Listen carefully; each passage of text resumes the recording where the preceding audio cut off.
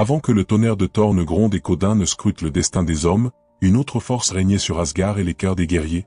Son nom est Freya. Déesse de l'amour, de la beauté, mais aussi du destin et de la guerre. Et petite anecdote. Saviez-vous que son char est tiré par 2 énormes chats magiques? Oui, pendant que les autres dieux galopent sur des chevaux de guerre, Freya traverse les cieux en mode Crazy Cat, les diversions mythologiques. Mais derrière cette image féline, se cache une déesse aussi puissante que redoutable. Voici l'histoire de Freya, la maîtresse de la sorcellerie, des cœurs et des âmes perdues. Qui est-elle vraiment?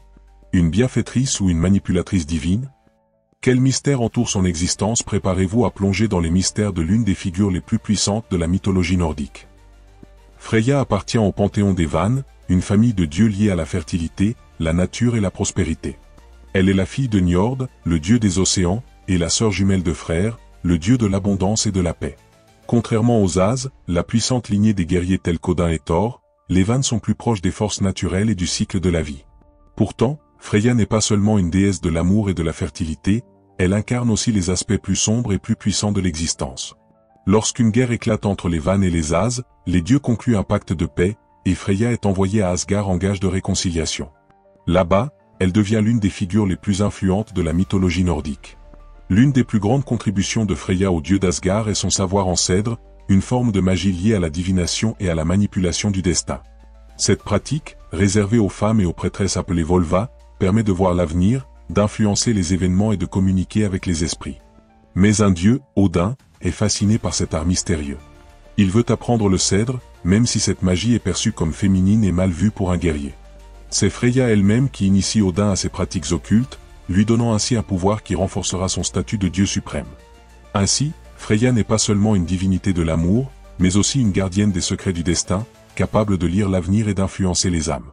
Freya est une déesse convoitée, non seulement pour sa beauté, mais aussi pour les trésors qu'elle possède.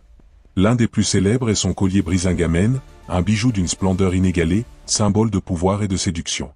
Mais son acquisition est entourée d'un scandale.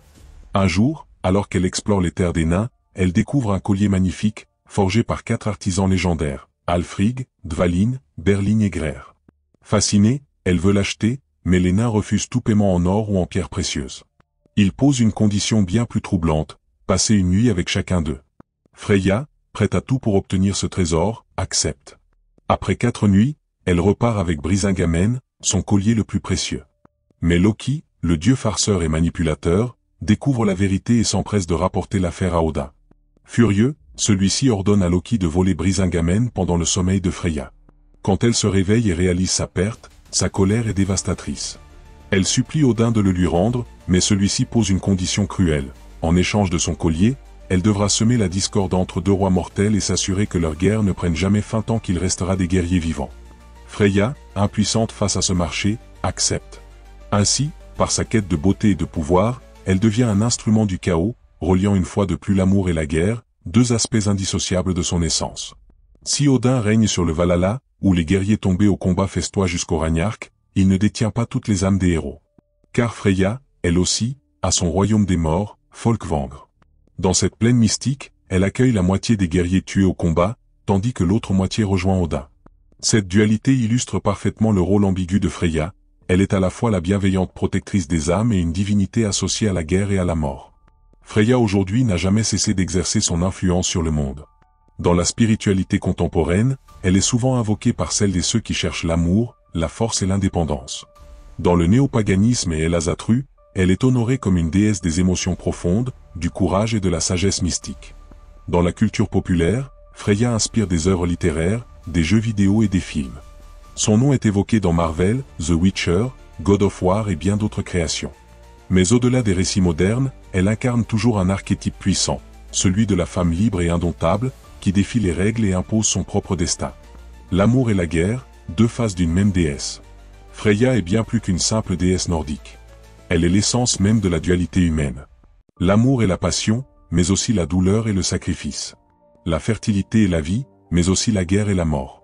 La beauté et la séduction, mais aussi la magie et le mystère. À travers ces légendes, Freya nous rappelle que le pouvoir réside dans l'équilibre entre nos forces opposées. Qu'on la considère comme une déesse protectrice ou une figure redoutable, elle continue de briller dans l'imaginaire collectif, veillant sur ceux qui osent suivre la voie de l'amour, de la liberté et de la magie. Freya, une déesse de l'amour, mais aussi du pouvoir et de la guerre. Elle n'est pas juste une belle figure du panthéon nordique, elle est une joueuse stratégique dans le destin des dieux et des hommes. Alors, la prochaine fois que vous verrez un chat vous fixer un peu trop longtemps, demandez-vous s'il ne travaille pas pour Freya. Merci d'avoir regardé, et si cette vidéo vous a plu, n'oubliez pas de laisser un pouce bleu, parce que même Freya adore qu'on lui rende hommage. Abonnez-vous pour ne rien rater des prochaines histoires mythologiques, et activez la cloche, sinon Odin risque de vous envoyer un corbeau en mission spéciale. À très bientôt pour une nouvelle vidéo plongée dans les secrets des dieux.